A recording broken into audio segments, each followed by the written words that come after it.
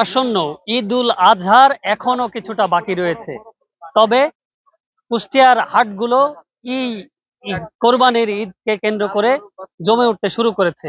আমি এখন রয়েছি কুষ্টিয়ার মিরপুর পশু হাটে। এই পশু হাটে, সাপ্তাহিক এই পশু হাটে অসংখ্য গরু এবং ছাগল প্রতি সাপ্তাহিক হাটেই উঠে থাকে।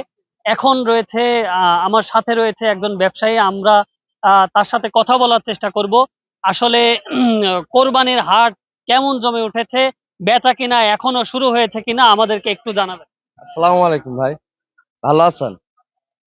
বেচা কিনা এখন একটুখানি কম ভাই, আর একটা সপ্তাহ গেলে বেচা কিনা হবে। ঠিক আছে, কুরবানির বেচা কিনা আমাদের এই মিরপুর হাটে চরম বেচা কিনা হয়।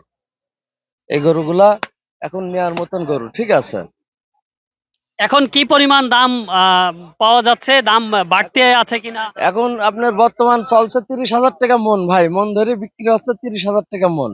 যতটুক গায়ে গোশ হিসাব করি ততটুক টাকা। এটা দিন দিন যত বাড়বে তত আরো সামনে আরো বাড়তে পারে কিনা? 1,000 2,000, মোট কথা 40,000 টাকা মন যাবে নাল গরুগুলা, বুঝছেন? আর এই যে কালো গুড়া গরু দেখছেন, এগুলা যাবে 30,000 35,000। নালগুলা 40,000 টাকা মন যাবে। এখন বর্তমান বিক্রি হচ্ছে 35,000 টাকা মন নালগুলা। আপনার কাছে কি জাতের গরু রয়েছে এখন? এগুলো আমার ফিজিয়াম, এগুলা অস্ট্রেলিয়া ফিজিয়াম জাত। জি, এগুলো আপনি কোথা থেকে সংগ্রহ করে নিয়ে এসেছেন? এগুলো পাবনায় থেকে, পাবনা। আমরা একটু কথা বলার চেষ্টা করব। আরো একজন ক্রেতা আছে আমার সাথে। আপনি কোথা থেকে এসেছেন? আমি এসেছি ঝাউদিয়া থেকে। গরু কেনার জন্য এসেছেন? হ্যাঁ, গরু কিনে আসার জন্য। কি দেখছেন আসলে হাটে? গরু গরু দেখছি। কি দাম বাড়তি মনে হচ্ছে কিনা আপনার? একটু বেশি বেশি লাগছে। আচ্ছা, কত বেশি লাগছে? 10 15 20 হাজার। আপনি কি ধরনের আসলে গরু চাচ্ছেন? কতটুকুনের ভেতরে চাচ্ছেন? আমি চাচ্ছি 1 লাখ, এরকম 1 লাখের ভিতরে পুষা গরু, মানান ভালো হবে সেরকম গরু। আচ্ছা, ক্রেতারা অভিযোগ করছেন কোরবানি আসার আগেই গরুর দাম কিছুটা বাড়তি রয়েছে। আমরা এর একজন ক্রেতার সাথে একটু কথা বলার চেষ্টা করব। আপনিও কি গরু কেনার জন্য এসেছেন? আচ্ছা, একটু বলবেন আপনি কি আসলে এখানে গরু কেনার জন্য এসেছেন না আপনি ব্যবসায়ী? আচ্ছা, এখন বেচা কিনা কেমন মনে হচ্ছে আপনার? ভালো বেচা কেনা হচ্ছে। আচ্ছা, এইটা কি আরো আরো বাড়তে পারে বলে মনে করছেন? না, বাজার নরমাল, বাজার বেশি কই, বাজার এখন মেলা নরমাল আছে। আচ্ছা, নরমালি আছে, বেশি না। আচ্ছা, আমরা আরো আরো একটু গরু দেখার চেষ্টা করব। এইখানে রয়েছে লাল গরু। এই লাল গরু একজন বিক্রেতা আছেন, আমরা তার সাথে কথা বলার চেষ্টা করব।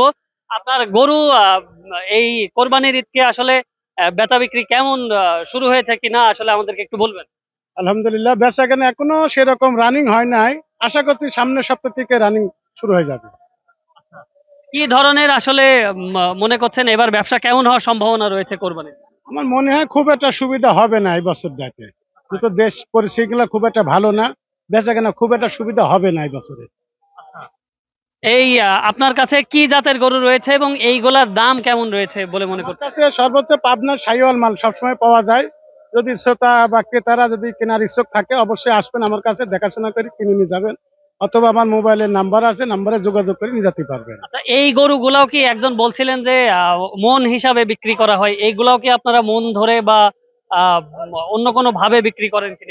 এগুলা মনে হিসাবে আসছে না, এগুলা রাইয়াল হিসাবে বিক্রি আছে, মনে হিসাবে এগুলো আসে না।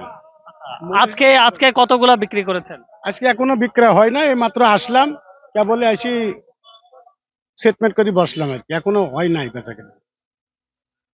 ব্যবসায়ীরা বলছিলেন আসলে এখনো কোরবানির পশু হাট জমে উঠতে প্রায় সপ্তাহখানেক সময় লাগবে। বিক্রেতাও আসলে ক্রেতারা অভিযোগ করছিলেন যে কিছুটা দাম বাড়তি রয়েছে।